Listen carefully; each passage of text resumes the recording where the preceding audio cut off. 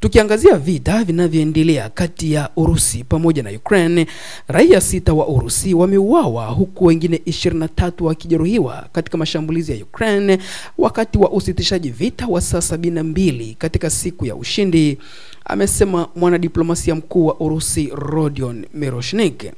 Rais wa Urusi Vladimir Putin alitangaza usitishaji vita upande mmoja kuanzia Mei 7 hadi 8 na hadi Mei 10 hadi 11 kuadhimisha miaka 80 ya ushindi wa Umoja wa Kisovieti dhidi ya Ujerumani ya Kinazi na kuhimiza mazungumzo ya amani bila masharti na Kiev. Lakini hata hivyo, rais wa Ukraine Volodymyr Zelensky alikataa kuunga mkono usitishaji huo, akisema ni njama ya Urusi na jaribio la udanganyifu.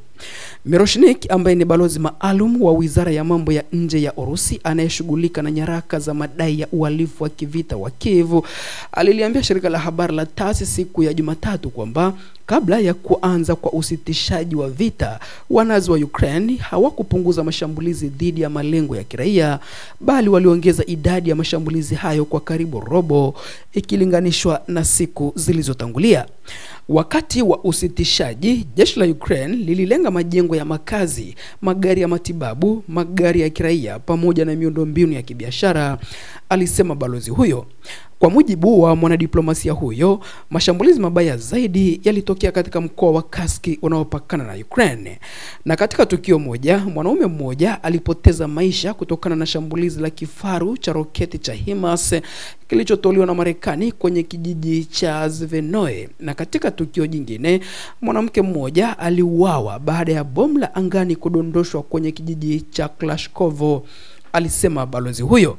Kwa jumla, katika wiki iliyopita, jeshi la Ukraine lilifyatua angalau risasi 2636 dhidi ya malengo ya kiraia ndani ya Urusi, huku mikoa ya mpakani ya Kursk, Belgorod pamoja na Bryansk ikikumbwa zaidi, alisema Miroshnik. Aliongeza kuwa mashambulizi mengi yalifanyika kwa kutumia drones. Mashambulizi hayo yalisababisha vifo vya raia 21 na kujeruhi wengine 70, alisema mwanadiplomasia huyo wa Urusi. Kuongezeka kwa mashambulizi kutoka Kiev katika siku 7 zilizopita ilikuwa ni jaribio la kuwatisha raia wa Urusi, alisisitiza kiongozi huyo wa Urusi. Wizara ya Ulinzi ya Urusi ilisema awali kuwa jeshi la Ukraine limekiuka zaidi ya mara 14,000 usitishaji vita wa siku ya ushindi, ikiwemo kujaribu mara 5 kuvuka mpaka kuingia Urusi katika mikoa ya Kursk na Belgorod.